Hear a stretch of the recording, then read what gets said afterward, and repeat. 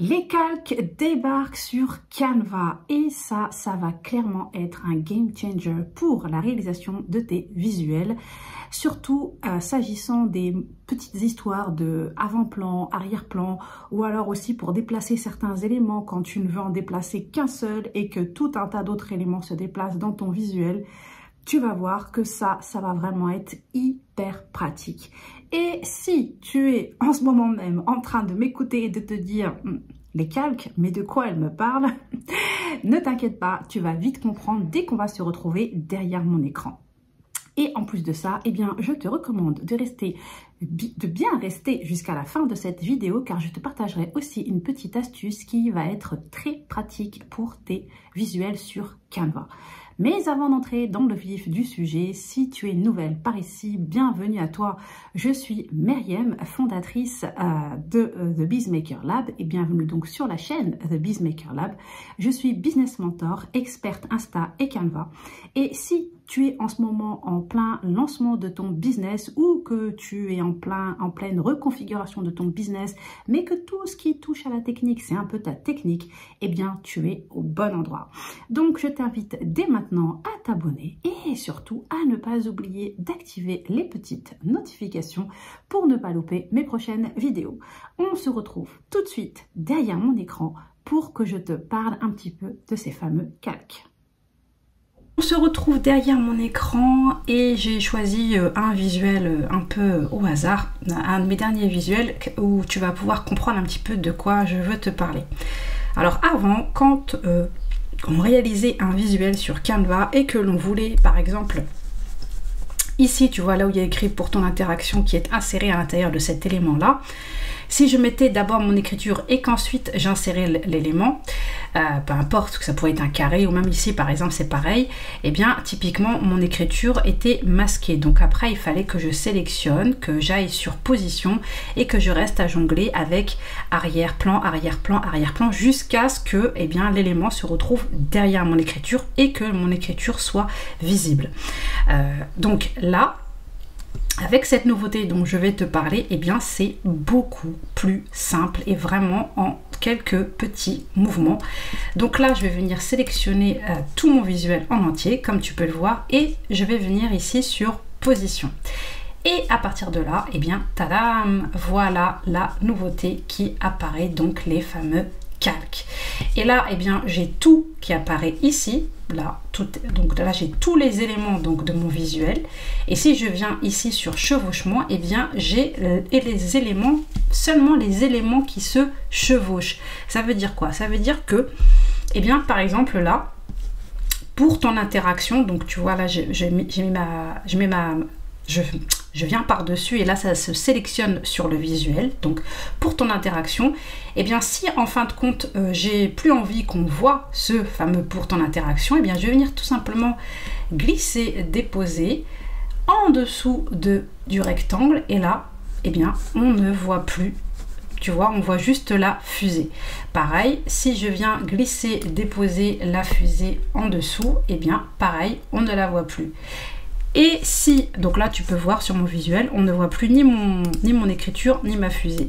Et à nouveau, eh bien, je vais vouloir que mon écriture soit visible, donc je vais venir la mettre au-dessus donc pour ton interaction et pour ma petite fusée idem, eh bien je viens ici. En fait, si tu veux, cette nouveauté de calque, ça te permet eh bien, de voir tous les éléments en fait que tu as insérés dans ton visuel. Donc là, quand tu viens ici sur tout, donc là il y a tous les éléments de mon visuel et ensuite ici, tu vas avoir tous les éléments qui se chevauchent. Par exemple ici, eh bien, comme tu peux le voir, c'est un arrière-plan que j'ai inséré, c'est pas une couleur, c'est un arrière-plan. Donc ici, eh bien, il y a le 6, pareil.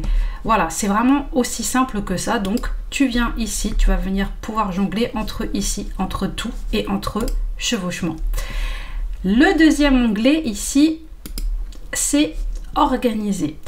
Pourquoi est-ce que je voulais te parler de cet onglet? Alors déjà, dans cet onglet-là, tu peux gérer ton visuel comme on le faisait auparavant. C'est-à-dire que, pardon, je reviens ici sur organiser. Donc, c'est-à-dire, qu'est-ce que je veux dire par là? Eh bien, je veux dire par là que tu vas pouvoir, comme avant, venir ici en fonction des éléments que tu sélectionnes, sélectionner directement ici avant-plan, en arrière, venir le mettre en haut, le centrer, etc. Plus simplement le mettre en forme, donc le mettre à gauche, le mettre à droite, etc. etc. Mais moi, c'est pas là où je voulais en venir, ce n'est pas ça que je voulais te partager aujourd'hui. Ce que je voulais te partager aujourd'hui, souviens-toi, j'arrête pas de te bassiner par rapport à tes couvertures de Reels qui sont en format donc normal, donc sur l'affichage grille d'Instagram, et qui apparaissent uniquement au format carré sur ton affichage, ton feed grille Instagram. Et je vais t'expliquer un petit peu ce que je veux dire. Tu vois, en fait, là on va aller sur mon profil. Donc, quand tu es sur ton profil, tu as ici donc ton affichage gris, que j'appelle gris, parce que c'est l'affichage général en fait. Tu as ton affichage Reel. Donc tes Reels, eux, sur ton affichage Reels, pas de problème, ils apparaissent bien en entier, il n'y a pas de coupure, rien du tout. Par contre, si tu décides de les afficher sur ton feed général, eh bien il faut savoir que ta couverture de Reel, tu vois ici là c'est un Reel, et ça c'est la couverture de Reel, elle apparaît aussi au format carré. Donc si tu mets des éléments qui sont importants, par exemple si ton titre est grand, que tu le mets trop grand sur ta couverture, eh bien il va être coupé quand il sera affiché sur ton affichage gris. Et avant, eh bien je t'avais donné, cette astuce là, j'avais même partagé un Reel là-dessus sur Instagram, où je donnais l'astuce d'insérer un carré au format 1080 sur 1080 et de le centrer. Alors, admettons, bon là on n'est pas sur un format de Reel, mais c'est pas grave, donc on va insérer un carré, donc avec la touche raccourci R. Maintenant, tu connais les touches raccourcis, n'est-ce pas? Et donc ici, eh bien, avant, typiquement, eh bien, il fallait s'amuser à étirer son rectangle, enfin son carré comme ça, tu vois, comme ça. Donc là j'ai 1080 et ensuite il fallait rester à étirer comme ça, hop jusqu'à ce que l'on voit apparaître 1080. Et je t'avoue que par moment c'est hyper relou parce que ça ne veut pas se mettre sur 1080 pile, donc tu passes à 1085 ou 1000, enfin bref. Donc et bien maintenant ce souci c'est terminé parce que tu vas tout simplement venir, donc là tu vois bien qu'on est sur du 926, donc tu le vois sur la gauche au niveau de la mesure. Moi je vais venir ici directement et je vais taper 1080 et voilà, mon carré a déjà la bonne taille. Donc maintenant je n'ai plus qu'une chose à faire, et bien c'est venir le centrer. Et voilà, donc je saurai que pour la couverture de mon Reel, eh bien il faudra que je mette les éléments importants à l'intérieur de ce carré, tout simplement. Ça c'est valable, donc les fameux carrés. Alors attention, pour le Reel, c'est pas du 1080 sur 1080, c'est vraiment le carré, un carré qu'il faut que tu centres. Et ça va être par exemple pour tes couvertures pour un carrousel, parce que si tu fais le format 1080 sur 1350, parce que toi et moi savons que maintenant le 1080 sur 1080 sur Instagram c'est fini, c'est uniquement pour la vue en gris, pour la grille, c'est tout.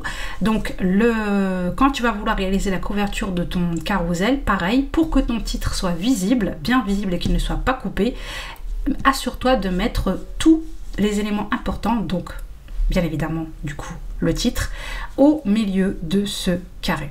Voilà, donc ça c'était la petite astuce supplémentaire que je voulais te partager, absolument te partager pour Instagram. Donc fini la galère, tu n'as plus qu'à venir ici. Après il y a d'autres choses, voilà, pour pouvoir pivoter, etc. Tu peux aussi, comme tu peux le voir ici, verrouiller.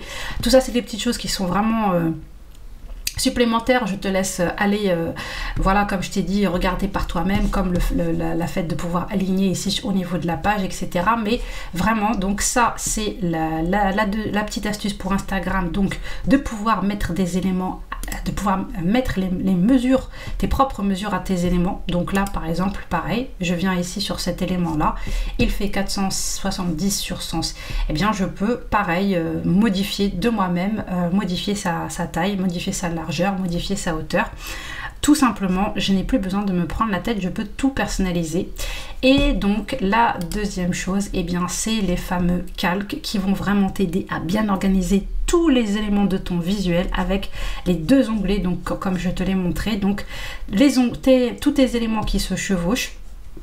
Pardon, donc là, eh bien, en fait, là, comme tu vois, je n'ai que ces trois éléments qui apparaissent. Pourquoi? Eh bien, parce que c'est là où j'ai sélectionné. Donc, comme j'ai sélectionné cet élément, eh bien, il y a juste l'écriture.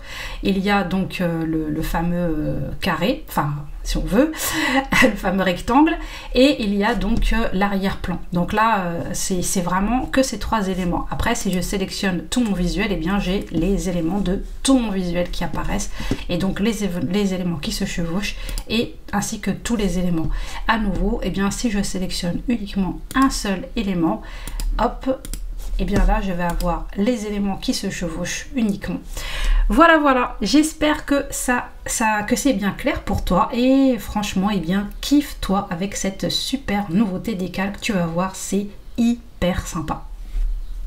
Et bien voilà, c'est tout pour cette vidéo. J'espère vraiment que ça te sera utile et que dorénavant, eh bien, tu vas devenir une pro avec ces fameux calques de Canva. Et j'espère aussi que la petite astuce que je t'ai partagée pour Instagram te sera utile. Comme tu as pu le voir, maintenant, ça va être beaucoup plus simple. Donc, à nouveau, un grand merci à la team Canva parce que franchement, il nous simplifie à chaque fois de plus en plus la création de nos visuels. On gagne du temps et ça, c'est super important pour nous en tant qu'entrepreneurs. N'oublie pas que je t'ai préparé d'ailleurs en parlant de Canva une liste avec plus de 50 idées d'utilisation que tu peux télécharger gratuitement. Tu retrouveras ça dans le descriptif de cette vidéo, tout comme tous mes autres liens. Si tu veux me suivre sur Instagram, si tu veux écouter mon podcast, bref, je serai ravie de te retrouver partout ailleurs. Et d'ailleurs, eh bien, n'hésite pas à me taguer sur Instagram si tu regardes cette vidéo. Et si tu as la moindre petite question, eh bien, n'hésite pas à me la poser. S'il y a quelque chose qui n'a pas été très clair dans ce tuto, n'hésite pas.